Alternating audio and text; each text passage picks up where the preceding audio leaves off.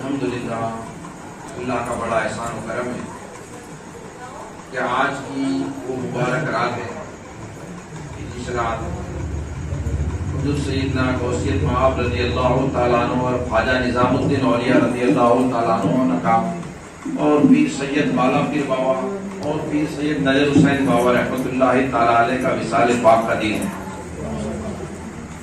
اور آج کی اس مبارک رات میں ان اولیاء کاملین سے کچھ فیض حاصل کرنے کی نیت سے میں نے یہ تقریر اور نکاح دونوں کے پروگرام کو منعقد کیے ہے۔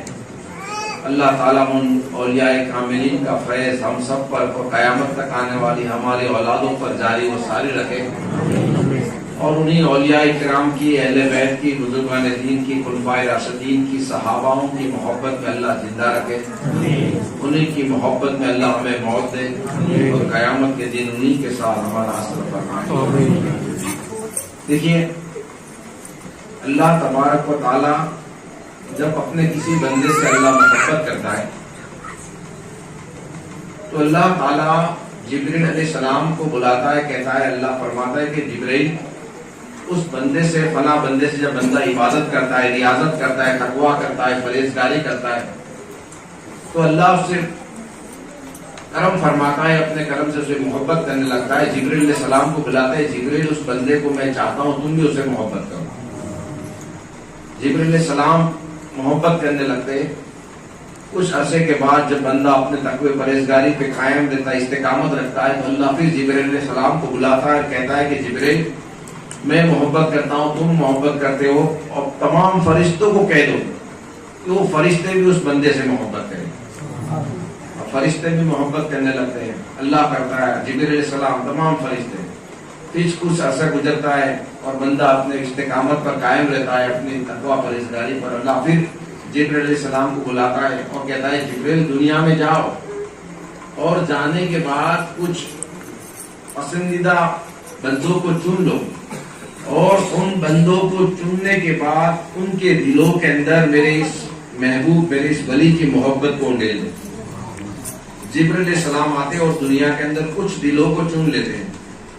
یہ اللہ اس کے رسول کا بڑا احسان و کرم ہے کہ آج ہمارے دل غوث و خواجہ کی محبت میں چنے گئے ہیں، غریب نواز کی محبت میں، نظام الدین اولیاء رحمۃ اللہ تعالیٰ علیہ کی محبت میں، غوث پاک کی محبت میں، پیر مشائخ بابا کی محبت میں الحمدللہ ہم چنے گئے، اور یہی وجہ ہے کہ ہم انہی کی محبت میں یہاں پر آ کر بیٹھے ہیں۔ دیکھیے، ہم 11ویں شریف مناتے ہیں، پوری دنیا میں جلوس نکلتے ہیں، نیاز ہوتی ہے، 11ویں شریف منائی جاتی ہے، 6ٹی شریف منائی جاتی ہے۔ اس کے پیچھے منانے کی وجہ کیا ہے؟ کیوں مناتے ہیں؟ کیا وجہ ہے ہم مناتے ہیں؟ اللہ کے رسول صلی اللہ تعالیٰ علیہ وآلہ وسلم نے ارشاد فرمایا کہ جو جس سے محبت کرے گا وہ اسی کے ساتھ اٹھایا جائے گا۔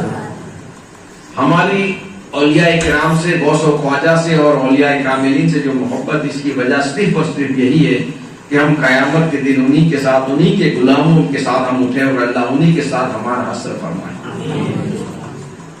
فرمایا گیا کہ اللہ کے ولی کی دوستی، بابا فرید شگرگنج رحمۃ اللہ تعالیٰ علیہ فرماتے ہیں کہ ولیوں کی دوستی وہ جنت کی کنجی ہے، یعنی جنت کی چابی ہے۔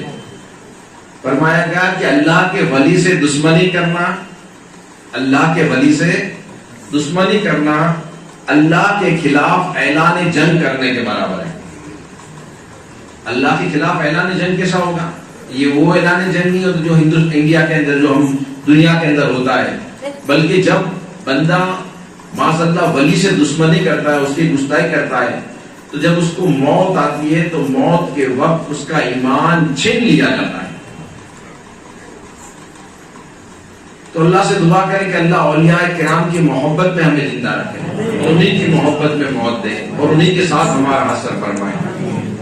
آج کی وہ مبارک رات کے جو محبوب سبحانی کی رات ہے، تو انہی کی شان میں کچھ خراج عقیدت تھوڑی دیر کے لیے میں پیش کر دوں گا، اس کے بعد انشاءاللہ نکاح کا پروگرام ہم شروع کر دیں گے، تاکہ سرکار غوث پاک اور نظام پاک کی بارگاہ میں بھی کچھ خراج عقیدت ہمارے نڑیا ستھار مومن جماعت کی طرف سے پیش ہو جائے انشاءاللہ۔ ایک مرتبہ درود پاک پڑھیں۔ اللہم صلی علی سیدنا مولانا محمد وعلی آلہ وصحبہ وسلم۔ یا رسول اللہ صلی اللہ تعالی علیہ وآلہ وسلم. دیکھیے سچا صوفی وہ ہوتا ہے کہ جس کی گفتگو سے، جس کی بات چیت سے انسان دین کی طرف، شریعت کی طرف، اللہ اور اس کے رسول کے احکام کی طرف مائل ہو. جس کی باتیں سن کر انسان دین کی طرف مائل ہو وہ سچا صوفی ہے. حضور آج ایسے ہی ہم ایک کامل صوفی محبوب سبحانی پیر لاسانی شیخ عبد القادر جیلانی رضی اللہ تعالیٰ عنہ کی بات کریں گے انشاءاللہ. غوث پاک رضی اللہ تعالیٰ عنہ سے پوچھا گیا کہ تمہاری ولایت کس طرح کی ہے، آپ کی ولایت کس طرح کی ہے؟ غوث پاک فرماتے ہیں کہ جب تک میرے اپنے قدم کی طرف اشارہ کرا اور فرمایا کہ جب تک میرا قدم کسی پہ نہ لگے اللہ اسے ولایت دیتا ہی نہیں. جب تک میری مہر نہ لگے اللہ اس کو ولایت دیتا ہی نہیں. شیخ سعدی پکار اٹھے غوث اعظم درمیان اولیاء، غوث اعظم درمیان اولیاء چوں محمد درمیان انبیاء. ایک غوث پاک تمہارا مقام اولیاء کے درمیان ویسا ہی ہے جیسے نبی کریم صلی اللہ تعالی علیہ وآلہ وسلم کا مقام تمام انبیاء علیہ السلام میں ہے. نبی کریم صلی اللہ تعالی علیہ وآلہ وسلم تمام نبیوں کے امام ہے، غوث پاک تمام ولیوں کے امام. دیکھیے یہ تقریر جو ہے، تقریر جو ہم کر رہے ہیں الحمدللہ یہ بہت اہم کام ہے. اس کے اثرات بہت سے مرتب ہوتے ہیں. بہت سا ریولیوشن آتا ہے، اس میں چینجز آتا ہے انسان کے دل میں. حضور سیدنا غوثیت مآب رضی اللہ تعالیٰ عنہ کے روحانی پیشوا حضرت جنید بغدادی رحمۃ اللہ تعالیٰ علیہ کی میں بات کروں کہ جنید بغدادی رحمۃ اللہ تعالیٰ علیہ آپ حضرت سیدی سکتی رحمۃ اللہ تعالیٰ علیہ کے مرید اور خلیفہ تھے. آپ نے جنید بغدادی رحمۃ اللہ تعالیٰ علیہ نے تعلیم حاصل کرنے کے بعد آپ کے پیر و مرشد نے فرمایا کہ جنید تقریر کرو. حضرت جنید بغدادی رحمۃ اللہ تعالیٰ علیہ شری شکتی رحمۃ اللہ تعالیٰ علیہ کے مرید اور خلیفہ تھے. حضرت شری شکتی رحمۃ اللہ تعالیٰ علیہ جنید بغدادی رحمۃ اللہ تعالیٰ علیہ کو کہا گیا آپ کے پیر و مرشد نے کہ جنید تقریر کرو. جنید بغدادی رحمۃ اللہ تعالیٰ علیہ فرماتے کہ میں ٹھیک نہیں ہوں، میں تقریر نہیں کرتا. آپ کے جو پیر بھائی تھے جنید بغدادی رحمۃ اللہ تعالیٰ علیہ کے، وہ پیر بھائی نے کہا یار حضرت صاحب کا حکم ہے تم تقریر کرو، ہم سب کو فائدہ ہوگا. جنید بغدادی رحمۃ اللہ تعالیٰ علیہ نے فرمایا کہ جی نہیں میں ٹھیک نہیں ہوں، میں تقریر نہیں کرتا. ایک دن رات کا وقت تھا، جنید بغدادی رحمۃ اللہ تعالیٰ علیہ اپنے مکان پہ سوئے ہوئے تھے. اچانک بغداد کے شہر میں گلیوں میں ٹھنڈی ٹھنڈی ہوائیں چلنے لگی. شہر بغداد خوشبو سے مہکنے لگا اور جنید بغدادی رحمۃ اللہ تعالیٰ علیہ فرماتے ہیں کہ رات کا وقت تھا، اللہ کے رسول صلی اللہ تعالیٰ علیہ وسلم خواب میں تشریف لائے اور لانے کے بعد اللہ کے رسول صلی اللہ تعالیٰ علیہ وسلم نے خوب کرم نوازش فرمائی.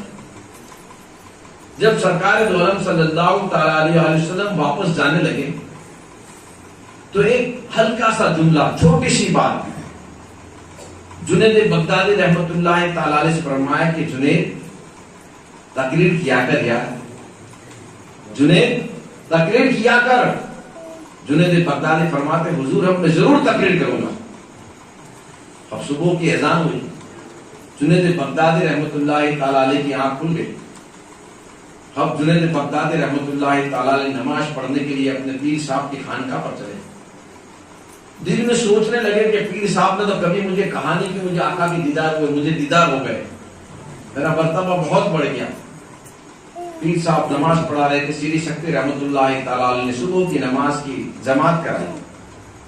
جماعت کرانے کے بعد نماز جب پوری ہو گئی صبح کی تو سرکار سری شکتی رحمت اللہ تعالیٰ نے دیکھا کہ جنید پیچھے کے صف میں کھڑے ہوئے تھے. فرمایا جنید آگے آ جا. جنید بغدادی رحمت اللہ تعالیٰ تیسری صف کے اندر آئے. فرمایا جنید اور آگے آ جا. جنید بغدادی رحمت اللہ تعالیٰ علیہ سرکار سیدھے شکتی آپ کے پیر و مرشد کے قریب آ کر بیٹھے. پیر و مرشد مصلی پر تشریف فرمائے. آپ تسبیح لے کر پھرا رہے ہیں, گردن جھکی ہوئی ہے. کچھ دیر کے بعد آپ کے پیر و مرشد جنید بغدادی رحمت اللہ تعالیٰ علیہ کے پیر و مرشد نے اپنی گردن کو اٹھایا.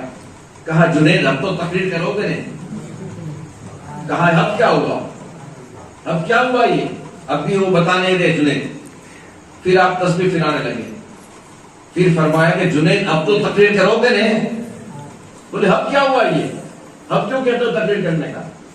آپ کے پیر مرشد نے تسبیح کو چھوڑا, اپنے جبے کو سمیٹا اور فرماتے ہیں کہ جو میری طرف جو نگاہ ڈالی, اور حضرت جنید بغدادی فرماتے ہیں کہ میرے پیر و مرشد سری شکتی رحمت اللہ تعالیٰ علیہ کی آنکھوں میں جو روشنی دیکھی, جو میں نے نور دیکھا, اس کے پہلے میں نے کبھی نہیں دیکھا.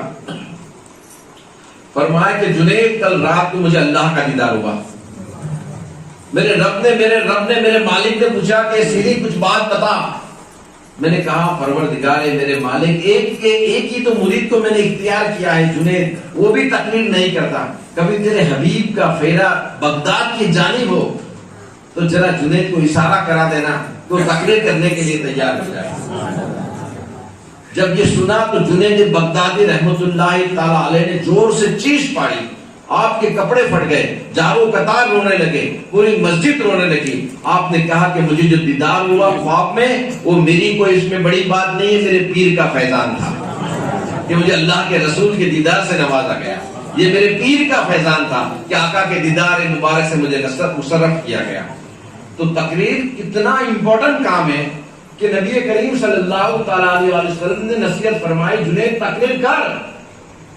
حضرت محبوب سبحان پیر لاشان شیخ عبد القادر جیلانی رضی اللہ تعالیٰ عنہ, آپ نے جب علم دین سے فراغت حاصل کی اور فراغت حاصل کرنے کے بعد آپ تقریر نہیں کرتے تھے.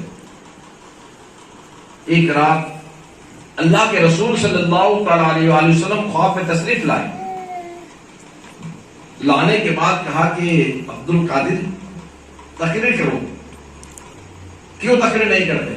غوث پاک فرماتے کہ یا رسول اللہ صلی اللہ تعالیٰ علیہ وسلم نے کیسے تقریر کروں. تقریر کے اندر لوگوں کی عقل کے مطابق بات کیا کرو. حدیث پاک سرکار کی آدمی کی عقل کے مطابق, کہ لوگوں کی سطح کو, لوگوں کی سمجھ میں سب الگ الگ قسم کے لوگ ہوتے, کس طرح میں بات کیا کرو لوگوں کو.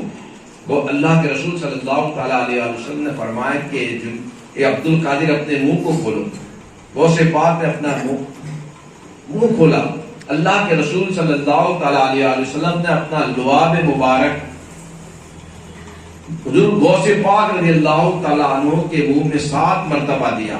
کتنی مرتبہ؟ 7 مرتبہ اللہ کے رسول صلی اللہ تعالیٰ علیہ وسلم نے اپنا لعاب مبارک غوث پاک کے منہ میں دیا اور فرمایا کہ عبد القادر تقریر کرتے جاؤ اور میرا لعاب کا فیضان لوگوں کو پہنچا دے.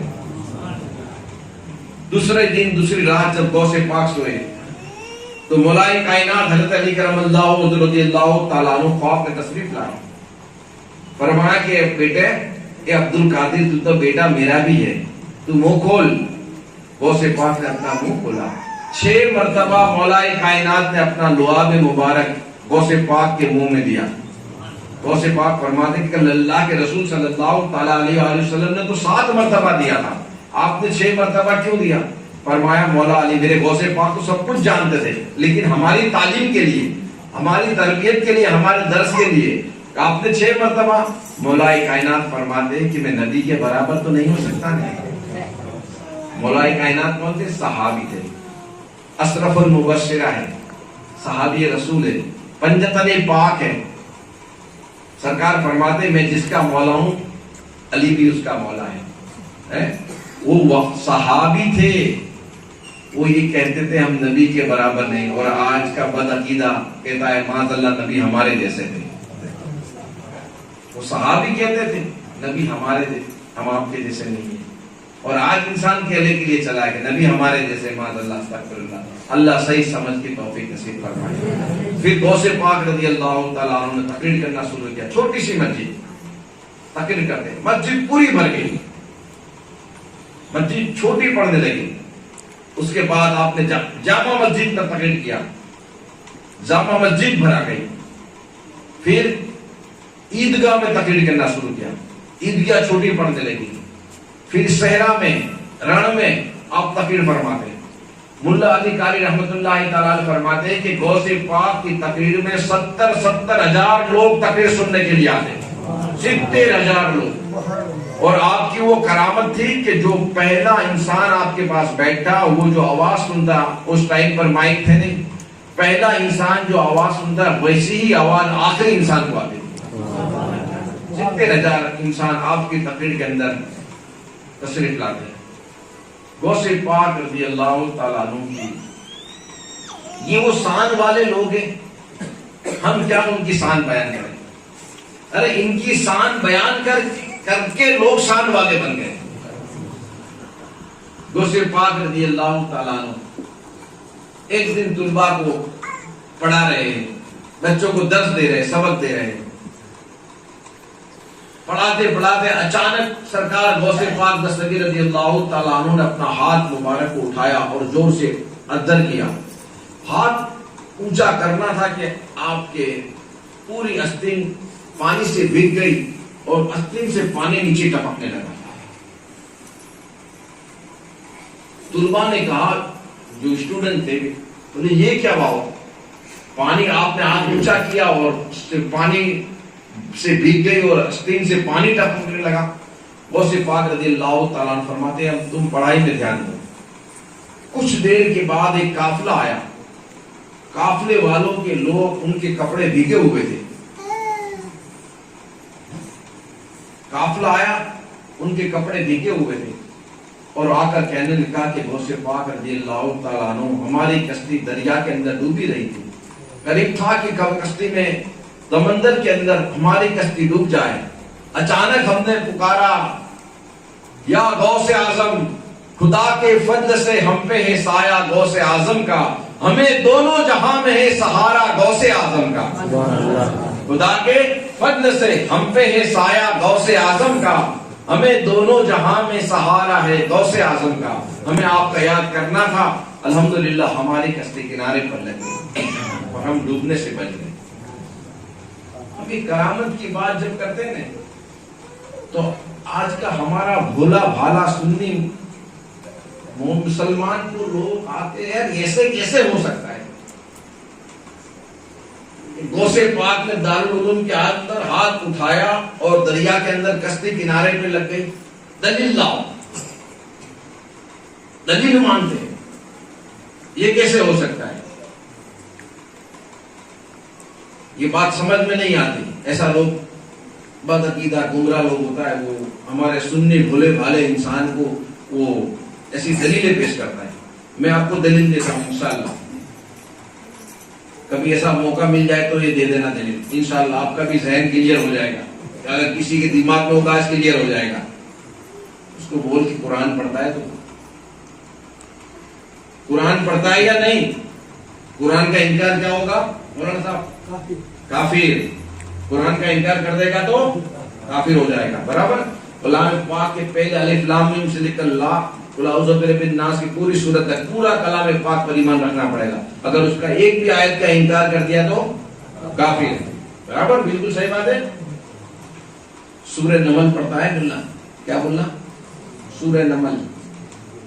جب حضرت سلیمان علیہ السلام کا تخت لگا ہوا ہے اور ملکہ بلقیس حضرت سلیمان علیہ السلام کو ملنے کے لیے آ رہی ہے، جب وہ راستے میں تھی تو حضرت سلیمان علیہ السلام نے فرمایا کہ بلقیس کا جو تخت ہے وہ کون لے کر آئے گا اور کتنی دیر میں؟ آپ کا ایک جنات وہاں موجود تھا، آپ کی امت کا، فرمایا کہ حضور میں اس تخت کو، تخت بلقیس کو لے کر میں یہاں پہ حاضر کر دوں، کتنی دیر میں لاؤ گے؟ کہا کہ محفل برخاست ہونے سے پہلے آپ چاہے 5 منٹ میں محفل برخاست کر دو، میں 5 منٹ میں لے کر آ جاؤں. آپ نے کہا جی نہیں اور جلدی. تو حضرت سلیمان علیہ السلام کے امت کے ایک امتی، ایک ولی، سلیمان علیہ السلام کی امت کے ایک ولی جن کا نام تھا آصف بن برکھیا. کیا نام تھا؟ آصف بن برکھیا. آصف بن برکھیا نے کہا حضور میں لے کر آتا ہوں. آپ نے پوچھا کتنی دیر میں لاتے ہو؟ کہا پلک جھپکنے سے پہلے. کیا کہا؟ پلک جھپکنے سے پہلے. بولو تختے بلقیس پلک جھپکنے سے پہلے بلقیس کے ملک سے اٹھ کر سلیمان علیہ السلام کے دربار میں آیا یا نہیں آیا؟ آیا کہ نہیں؟ کتنا بڑا تخت تھا؟ 50 آدمی اٹھا نہ سکے اتنا بڑا تخت تھا. سلیمان علیہ السلام اپنی جگہ سے ہٹے تھے، گئے تھے وہاں لینے کے لیے. پلک جھپکنے سے پہلے، پلک جھپکنے کے اتنی دیر میں تخت بلقیس جو 80 فٹ چوڑا، 80 فٹ لمبا، 80 فٹ اونچا، اتنا بڑا تخت پلک جھپکنے سے پہلے، پلک جھپکنے میں سے تخت بلقیس وہاں سے اٹھا کر سلیمان علیہ السلام کے دربار کے اندر لایا گیا. آصف بن برکھیا کون ہے؟ سلیمان علیہ السلام کی امت کے ولی. یہ کون کہتا ہے؟ میں نہیں کہتا، یہ کلام پاک کا واقعہ ہے، اس میں اس کا مفہوم ہے. برابر ہے انہوں کا.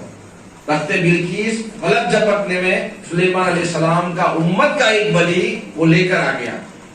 جب بنی اسرائیل کی امت کے ایک ولی کی کرامت کو مانتے ہو اور حضور غوث پاک کی کرامت کو نہیں مانتے، غوث پاک کی کرامت میں تم کو اعتراض ہوتا ہے، تو غوث پاک خدا کے فضل سے ہم پہ ہے سایہ غوث اعظم کا، ہے دونوں جہاں میں سہارا غوث اعظم کا.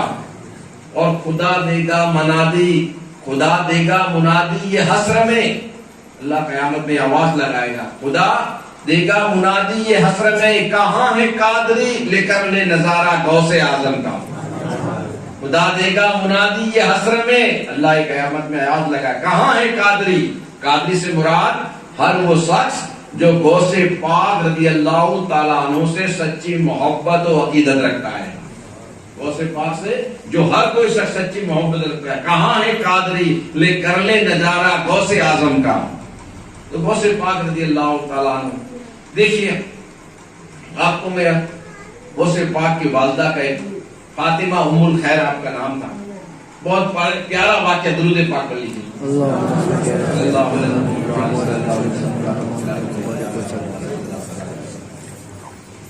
غوث پاک گیلان میں رہتے تھے، اور گیلان جو ہے نا وہ ایران کا ایک شہر ہے.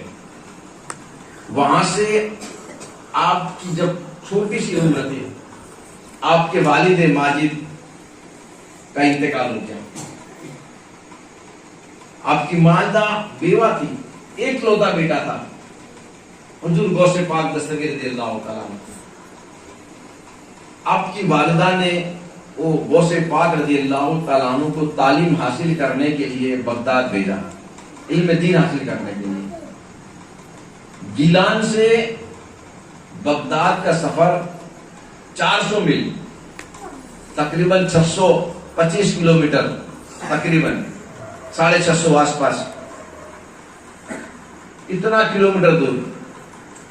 اب علم دین حاصل کرنے کے لیے غوث پاک رضی اللہ تعالیٰ عنہ بغداد تشریف لے گئے.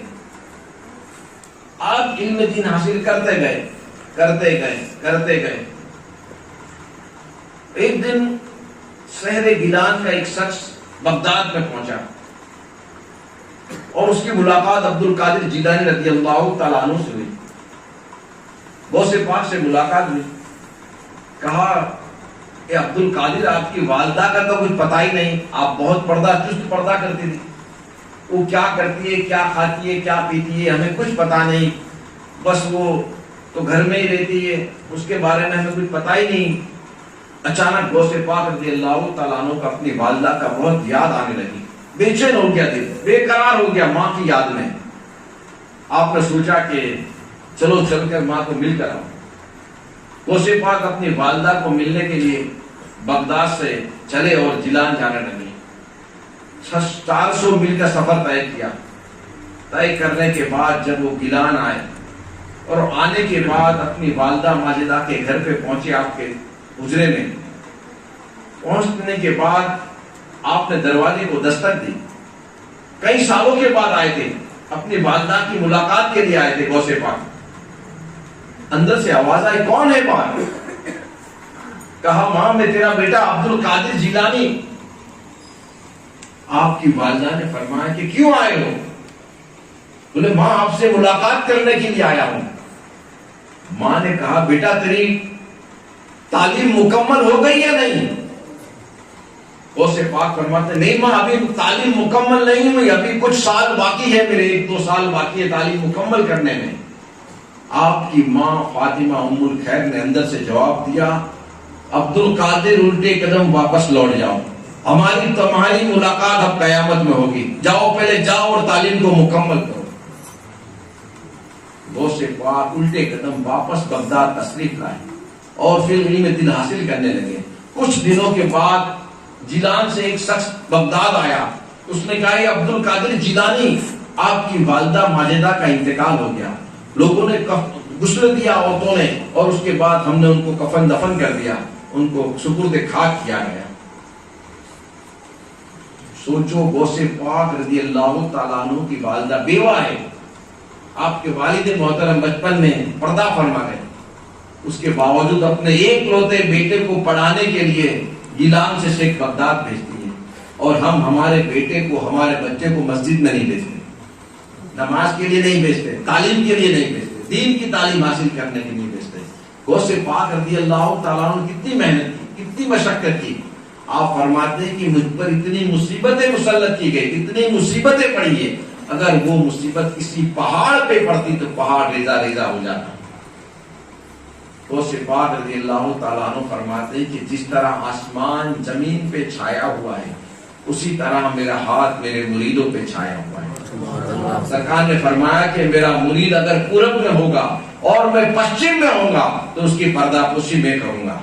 سرکار فرماتے ہیں، غوث پاک نے فرمایا کہ میرا قدم اس وقت تک میدان محشر سے نہ اٹھے گا. غوث پاک فرماتے ہیں میرا قدم اس وقت تک میدان محشر سے نہ اٹھاؤں گا جب تک میں اپنا ایک ایک مرید، ایک ایک غلام اور ایک ایک چاہنے والے کو جنت میں داخل نہ کراؤں. سرکار فرماتے کہ اللہ تعالیٰ کے تمامی سحر میں اس طرح دیکھتا ہوں جیسے ہتھیلی پہ رائے کا دانہ دیکھتا ہوں. غوث پاک نے فرمایا اے لوگو، تم لوگ میرے سامنے مثل سفید بوتل کی طرح ہو. بھائی سفید جو بوتل جو ہوتی ہے اس کا ظاہر بھی نظر آتا ہے، اس کا باطن بھی نظر آتا ہے، اس کا سب کچھ نظر آتا ہے. تو فرماتے ہیں کہ اے لوگو تم سب میرے سامنے مثل سفید بوتل کی طرح ہو. میں تمہارا ظاہر بھی جانتا ہوں، تمہارا باطن بھی جانتا ہوں، تمہارے دل میں کیا چھپا وہ بھی جانتا ہوں. غوث پاک فرماتے ہیں کہ اگر شریعت کی پابندی نہ ہوتی تو میں آنے والے کو سب کچھ بتا دیتا کہ تو کیا کھانا کھا کر آیا ہے، کیا چھوڑ کر آیا ہے، تیرے دل میں کیا چھپا ہے، میں سب کچھ بتا دیتا.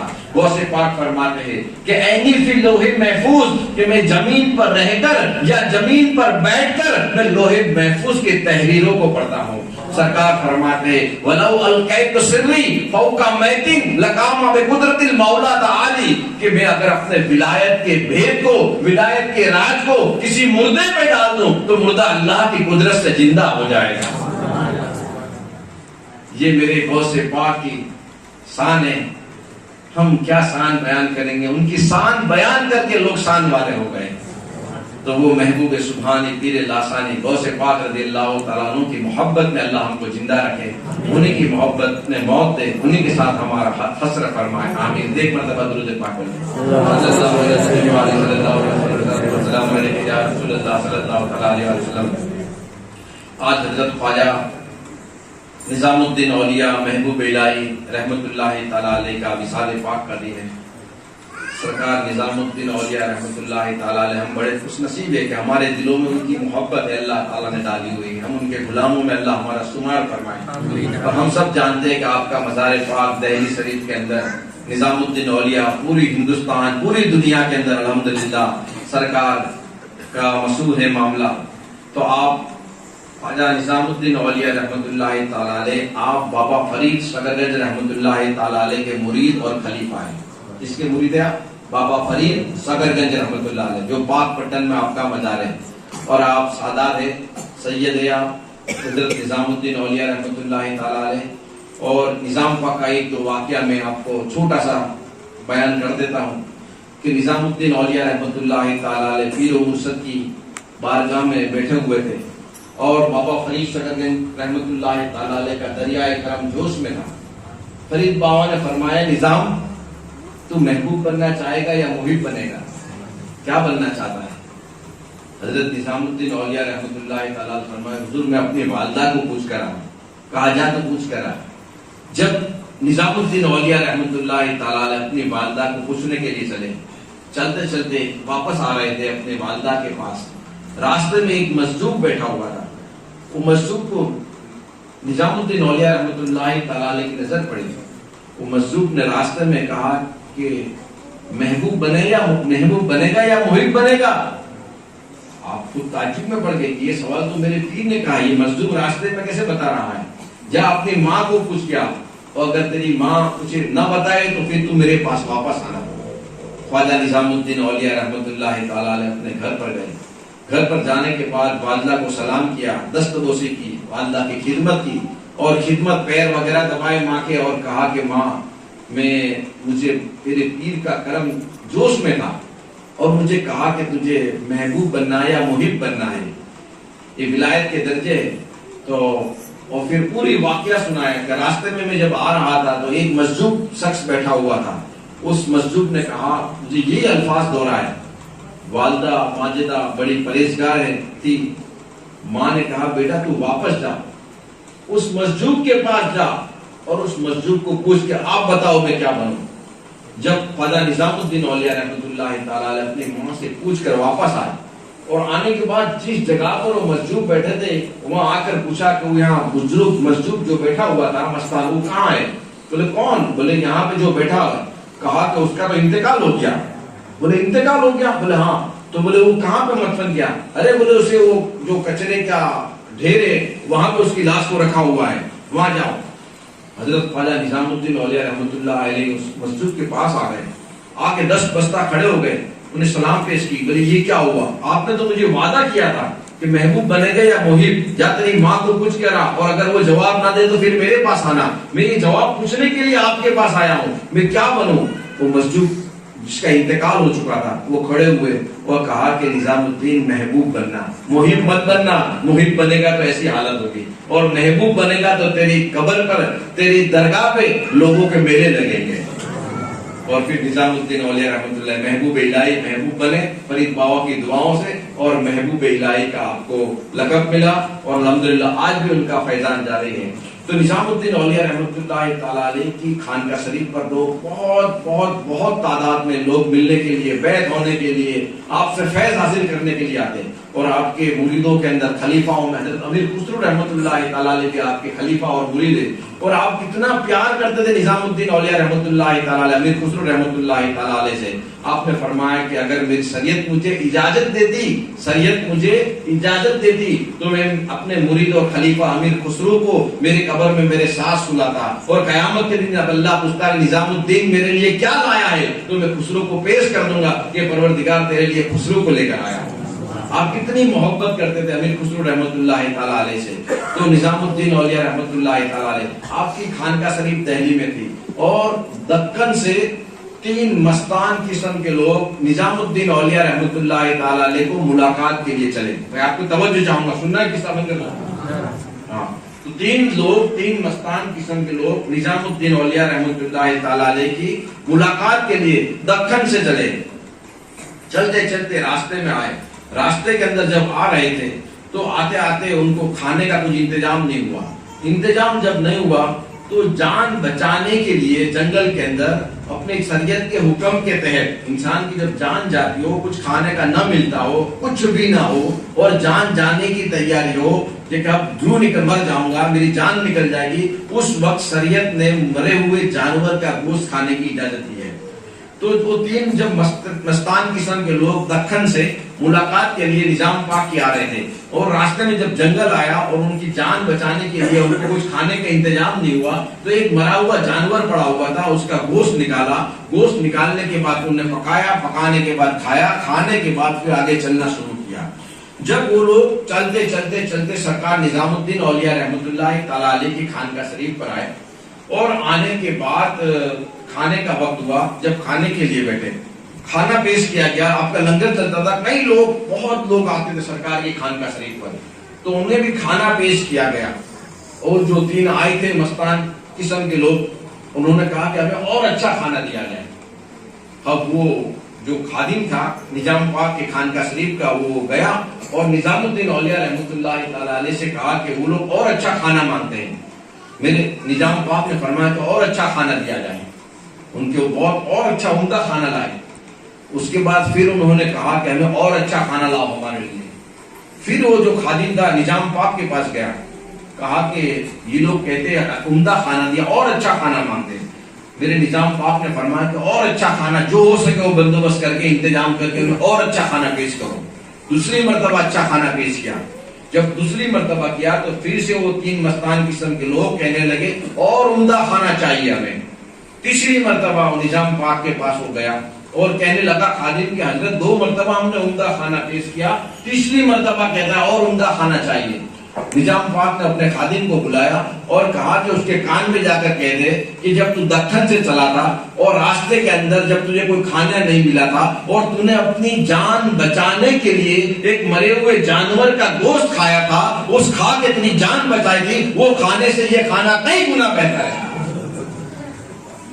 وہ جو قریبی خادم گیا اور اس کے کان کے اندر کہا کہ تیری جان بچانے کے لیے جو تم نے راستے میں مرے ہوئے جانور کا گوشت کھایا اس سے تو کئی گنا بہتر یہ کھانا، سرکار فرماتے ہیں۔ جب وہ سنا تو رونے لگے، چلکنے لگے، بلکنے لگے، چیخے پاڑنے لگے، اور سرکار نظام الدین اولیاء رحمۃ اللہ تعالیٰ علیہ کی قدموں میں آ کر تینوں لوٹنے لگے۔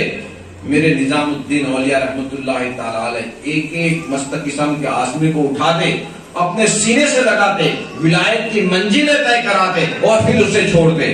جب وہ اپنی ولایت کی منزلیں طے کر گئے تو وہ جھومنے لگے، وجدانیت حالت تاری ہو گئی، کیفیت تاری ہو گئی، اور کیفیت میں جھومتے تھے اور کہتے تھے واہ میرے پیر تو نے کیسا کرم کیا، واہ میرے پیر تو نے کیسا کرم کیا، واہ میرے پیر تو نے کیسا کرم کیا۔ قریبی خادم جو تھے وہ خادم نظام پاک کے پاس گئے، کہا کہ حضور کرم تو آپ نے کیا ہے اور نام اپنے پیر کا دے رہا ہے۔ نظام پاک نے فرمایا وہ صحیح کہتا ہے، میں نے اس کو نہیں دیکھا، اس کے پیر کو دیکھا ہے، اس کے پیر کے صدقے میں اس پر کرم کیا ہے۔ وہ صحیح کہہ رہا ہے، اس کو نہیں دیکھا بلکہ اس کے پیر کو دیکھا ہے، اس کے پیر کے صدقے میں اس کے اوپر کرم کیا ہے۔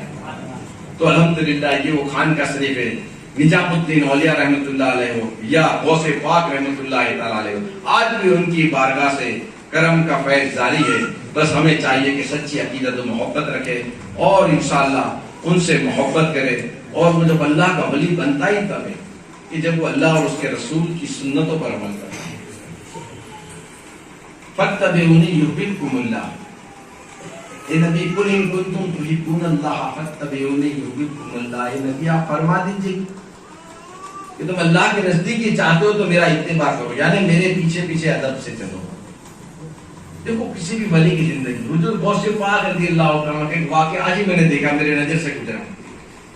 غوث پاک رضی اللہ تعالیٰ عنہ، آخری واقعہ ایک دو کے بس تکمیل کر دیتا ہوں انشاءاللہ۔ سرکار گزر رہے ہیں، چھوٹے چھوٹے بچے کھیل رہے ہیں، غوث پاک کا کرم تو کتنا، چھوٹے بچے کھیل رہے ہیں، ایک بچے نے آواز لگائی او پیر صاحب، او پیر صاحب۔ غوث پاک رک گئے، بولے میرا ایک کام کر دو، میرا ابھی باری لگنے ہی والی ہے، میرا داؤں آنے ہی والا ہے، میری باری لگنے ہی والی ہے، مجھے سیڑھی نہیں کھانی ہے، یہ 2 دینار لے جاؤ، دوڑتے جاؤ اور میرے لیے سیڑھی لے کر آؤ۔ غوث پاک سے فرمایا یہ 2 دینار لے جاؤ اور دوڑتے جاؤ، میری باری لگنے والی ہے، میرا داؤں آنے والا ہے، آپ دوڑتے جاؤ میرے لیے سیڑھی لے کر آؤ۔ غوث پاک نے کہا تو باری لگا، میں سیڑھی لے کر آتا ہوں۔ آپ کے ساتھ میں خادم تھا غوث پاک کے، کہنے لگا حضور آپ یہیں رکیے، میں سیڑھی لے کر آتا ہوں۔ غوث پاک نے فرمایا اس بچے نے مجھ پر اعتماد کیا، تجھ پر نہیں کیا، پیسے مجھے دیے، سیڑھی میں ہی لاؤں گا۔ غوث پاک گئے اور سیڑھی لے کر آئے۔ اپنے بچوں سے کتنا پیار کرتے تھے۔ غوث پاک کے مدرسے میں ایک طلبہ تھا، ایک اسٹوڈنٹ تھا جو کم ذہن تھا، کم ذہن، ایک دم کمزور دماغ کا تھا. غوث پاک رضی اللہ تعالیٰ عنہ کو بچوں کو خوب سمجھاتے غوث پاک، اس کی پیشانی کو چومتے، اس کے حلقوں پر بوسا دیتے، اس کو اپنے سینے سے لگاتے، اسے بہت سمجھاتے. لوگ کہنے دیکھو اکثر دیکھا گیا کہ بھائی ہوشیار جو ہوتا ہے، عقل مند ہوتا ہے، اسی کی تعریف ہوتی ہے، اسی کو توجہ دی جاتی ہے. ایسے کم ذہن جو کمزور دماغ کے بچے سے پہ کوئی توجہ نہیں دیتا. لیکن میرے غوث پاک اس بچے کو توجہ دے رہے. کہا کہ آپ اتنے چھوٹے سے بچوں کو اتنا وقت آپ کو بگاڑتے ہو، آپ اس کے پیچھے آپ اتنا توجہ دے دو. غوث پاک فرماتے نہیں، اب پتہ نہیں مجھے پیار کر لینے دے، پتہ نہیں کتنی زندگی اس کی. کچھ دن گئے، اس کے بعد لڑکے کا 8 دن کے بعد اس کا انتقال ہو گیا. تو یہ پیروں کی جو خانقاہیں ہوتی ہے، وہ خانقاہوں کے اوپر سب کمزور، تکلیف پریشانی والے لوگ آتے ہیں. ارے جو تگڑے لوگ ہوتے ہیں نا، وہ تو روز 15 پیروں کو شام کو کھانے کی دعوت دے کر بلا لیتے ہیں. تو ان کی خانقاہوں پہ جو لوگ آتے ہیں وہ کمزور قسم کے بیچارے غریب ہوتے ہیں، پریشان ہوتے ہیں گے، ہر حال میں دکھی ہوتے ہیں گے. اور انہی کی اس طرح غوث پاک نے، ولیوں نے، پیروں نے جب مدد کرتے ہیں، ان سے محبت سے سنتے، ان کی باتیں سنتے، ان سے کسی یتیم سے. غوث پاک رضی اللہ تعالیٰ عنہ جو کھانا بناتا ہے، ان کی بھی ابھی جو ہوٹل چلتی ہے ہماری اس زمانے میں، جو کھانا بنا کے تقسیم کرتا ہے، آپ پیسے لے جاتے ہیں اور اس جا کے اس ابھی ہماری زبان میں تو ہوٹل والوں کو دے کر آتے جو نان بنا کر کھانا بنا کے لوگوں کو تقسیم کرتا ہے. اور فرماتے کہ یہ میرے عبد القادر کے پیسے رکھ، جب کوئی ضرورت مند آ جائے اور اس کے پاس پیسہ نہ ہو تو میرے پیسے میں سے اس کو کھانا کھلا دینا. آپ پیسے لے جا کے ملا کو دیا دے، جو ناؤ چلاتا ہے ملا، اسے جا کر دیا دے. اگر کسی کے پاس کرایہ نہ ہو اور اس کے سامنے کنارے جانا ہو تو عبد القادر کے پیسے سے اسے سفر کرا دینا. غوث پاک دیا تھے، اس کی مدد کرتے تھے. آپ لوگوں کو کیسا لوگوں سے محبت کی. غوث پاک نے اللہ پوچھا اللہ کو کہاں ملے گا؟ اللہ نے فرمایا عبد القادر میں غریب کے جھپڑے میں ملوں گا. حقیقت میں تو وہاں ہے غریب. تو یہ غوث پاک رضی اللہ تعالیٰ عنہ نے ہمیشہ غریب، مسکین، بیوہ، کمزور، یتیم لوگوں کی مدد کی ہے. آپ کل بھی مدد کرتے ہیں، آج بھی مدد کریں، صبح قیامت اس کے بعد بھی مدد کریں گے. اللہ ان اولیاء کرام کی محبت کے اندر ہمیں زندہ رکھے، انہی کی محبت میں موت دے، انہی کے ساتھ ہمارا اثر فرمائے. دوران گفتگو غلطی اللہ تعالیٰ معاف فرمائے. استغفر اللہ ربی من کل ذنب و اتوب الیہ. لا الہ الا اللہ محمد رسول اللہ صلی اللہ تعالی علیہ وآلہ وسلم.